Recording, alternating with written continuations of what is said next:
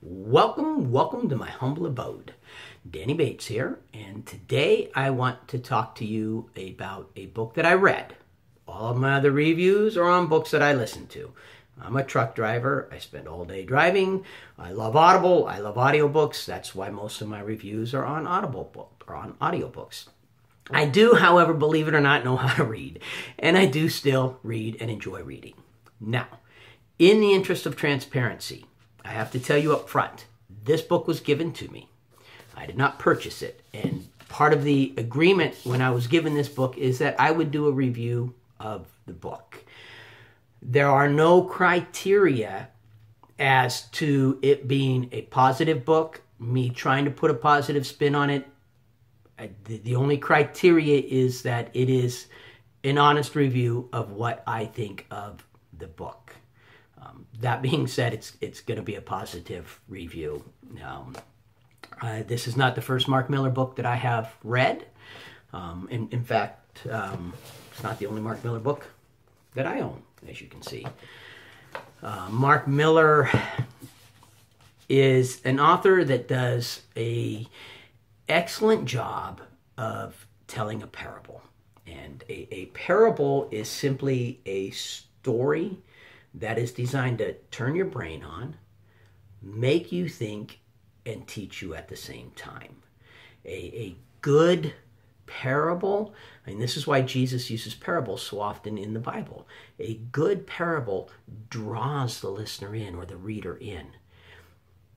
Good parable gets him caring about the story itself, but at the same time is very obvious in what it's trying to teach you.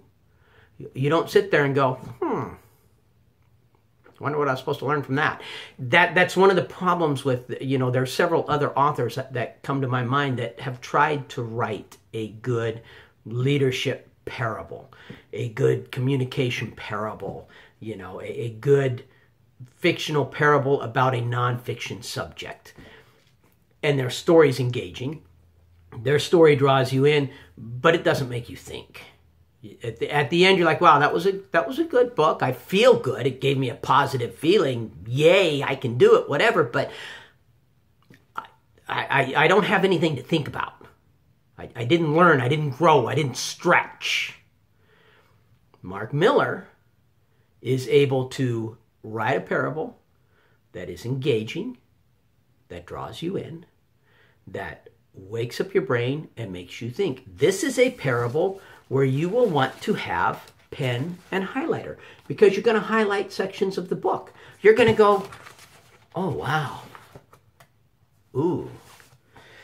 You know what? I actually need to put this book down and think about that. And that's going to happen a lot. At least it did for me. Put the book down, stop and think. How can I apply this to me? How can I apply this to my organization? Story's still engaging enough that when you're done with that, you want to pick it up and you want to keep going. You want to finish the book. The book Leaders Made Here, Building a Leadership Culture, is a continuation of a story started in Chestnut Checkers. In Chestnut Checkers, we meet a young man named Blake. He is struggling to bring his leadership skills to the next level. And this is another thing that I really like about Mark Miller. You get a lot of authors, and from book 1 to book 2 to book 3 to book 4 to book 5 to book 6, there's no growth in what the author is trying to teach you. Book 1 teaches you the exact same things that book 6 teaches you, just in a different fashion. Mark Miller doesn't do that.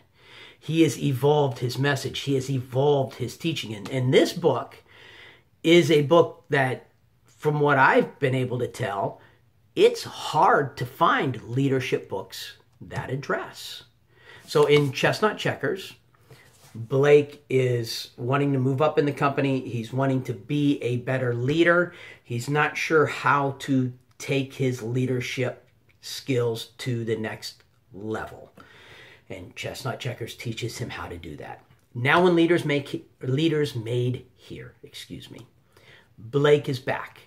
He's now been made CEO of a new company that is struggling, and he wants to take the company to a new level. He realizes right away that the major problem within this company is its leadership, and especially the fact that it does not have a leadership culture.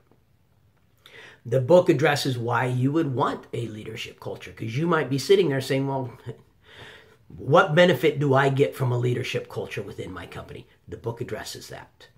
The book addresses what the company gets as well as what the individual gets from working in a company with a leadership culture.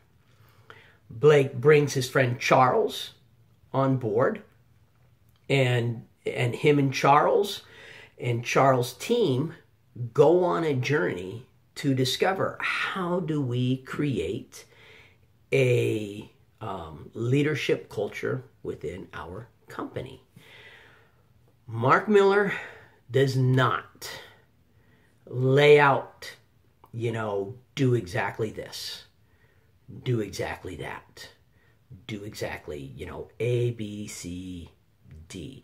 You get a book on goal setting, and it teaches SMART goals. This is what the S has to be. This is what the M has to be. This is what the A, R, D. What he does is he gives you guidelines, but he does it in a way that gets you to think for yourself. What kind of a leadership culture do we want? How do we want to develop this in a way that works for us, that works for our company, that works for both our employees and our clientele? Because it would be different from organization to organization. And that really only makes sense. What works for the United States Marine Corps, which I served in, will not work for the Humane Society. Two completely different organizations, two completely different goals, two completely different leadership styles. Both organizations need a culture of leadership to excel. So what he does is he gives you guidelines. Start here. Here's an area to look at. Here's an area to look at. You can, head in this direction. I will help you find your path to creating a leadership culture. And in my opinion, he does a really good job. And you may be sitting there saying, what do I care about a leadership culture in my company? Why is this book for me? Well, if you don't care about your organization, then maybe this book is not for you. If you're like Lee Iacocca was, to where all you care about is, I want them to recognize my greatness. Yes!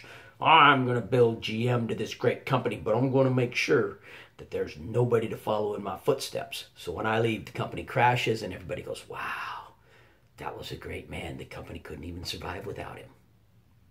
If that's who you want to be, great. I hope I never work in your company. I hope I'm never a part of your organization, and you don't need this book. But if you care about your organization, if you care about turning your organization into an enduring, great organization, something that will last beyond you, and in reality, that's a sign of a great leader.